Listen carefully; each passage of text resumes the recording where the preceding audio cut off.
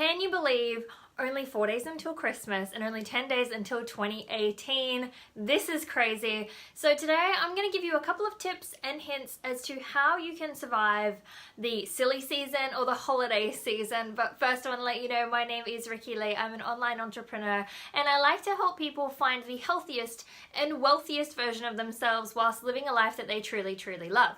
So I'm going to do this real quick but real simple, and it's going to be super, super helpful. So first things first, what do we all think of when we think of the holiday season? Like, what do you look forward to the most? Pop it in the comments below. For me, usually I'm going to go right ahead and say food. Of course, we have family, we have catch-ups, we have time off work, we have travel, we have holidays, things like that. But for me, the food is a big one. If you are into your food as well and that's something that you look forward to for the holiday season, drop your foodie emoticons in the comments below. But hey, that's me. And so what I want to do today is give you 5 quick tips on how you can survive the silly season or the holiday season without gaining too much weight, without feeling really horrible, and to kind of help you kickstart your goals into 2018 if you're worried about your weight or just your health in general. So first things first, number 1 is to plan ahead. This is really, really helpful, especially if you're traveling. If you're traveling throughout the Christmas period or the holiday season, let us know where you're going in the comments. But if you are traveling, it's really likely that you're probably going to stop off and snack and eat at the airport or eat at a road stop. And if you plan ahead, if you plan your snacks, you're going to actually reduce a lot of that really horrible decision making when it comes to your snacks. So a big one is planning your snacks. Grab some healthy snacks or just some not too terrible snacks, if you know what I mean.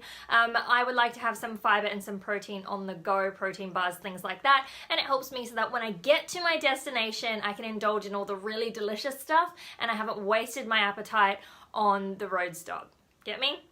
Alright, if that makes sense, drop that number 1. Number 2 is to indulge only on the special stuff, okay? So like I just mentioned, this time of year we start getting lots of gifts from people, like boxes of chocolate, and there's just everywhere you seem to go, there just seems to be food, right? Like there's just food everywhere. Get it? And so we tend to just keep eating because it's in front of us. I'm the type of person that if there is food on my plate, I will eat it. If there's food in my house, I will eat it. So for me, I've got to be really mindful in remembering to only indulge in the really special stuff. So this means maybe you've gotten like a box of Cadbury from a workmate and they're not even really your favorite. So instead of wasting your appetite on them, save it for grandma's homemade apple pie or mum's special trifle or something right like that. So indulge only on the really, really special stuff. If that makes sense, drop a number 2. The third one to help you get you through this silly season or the holiday season is to find ways to stay active. So if you are on the M3 program or you're looking to hop onto the M3 program, you want to lose weight and you have some weight management goals, you know that the minimum requirements for your steps is 10,000 steps a day, which can be difficult, can be easy, depends what you're up to over the holiday season.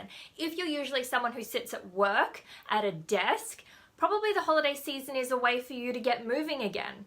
It's a really good opportunity and you'll probably find yourself moving more than normal. So what I want to just let you know is if you want to, stay healthy and fit and kind of keep feeling good throughout the holiday period, is try working those 10,000 steps, just 10 minutes of working out. So 10 minutes at home doing a little workout or 10 minutes going for a walk. Work in those 10 minutes or 10,000 steps or both is fantastic. That makes sense. Drop a number 3. Number 4 ways for you to survive the silly season is remember your Live Clean products. So for me, the 3 that I suggest, one of them is called Burn. This literally quickens your metabolism and burns your fat for you. The second one is a carb blocker, and what this does, it is basically reduces the effect of carbohydrates and starchy foods turning into sugars. So if you know you're gonna have a whole plate of mashed potato and some pasta and a whole lot of other starches, get yourself some carb blockers so you can have that before you go and indulge, right? The third one for me is fiber. This gets and keeps everything moving, if you know what I mean. Drop a poop emoticon.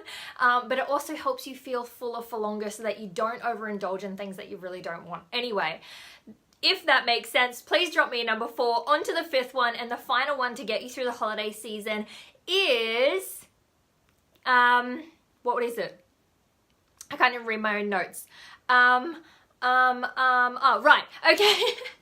So sorry, is to cut the dressing. So sometimes you can't really control what you're going to be fed over the holiday season, right? So you go to friends' houses, family houses, and you can't control what's being put on your plate. If you're like me, you have no self-control when it comes to food anyway.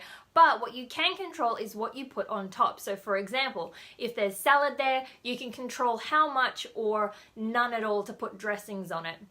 If they've got like pumpkin pie or apple pie, you can control putting whipped cream on it or 3 scoops of ice cream or something like that. So you might not be able to control what is actually on your plate, but you can control what you add onto it and things like that. So that's the 5th one. If that makes sense, drop a number 5. If you got some value from the 5 ways that you can help yourself through the holiday season, please drop that hashtag value below.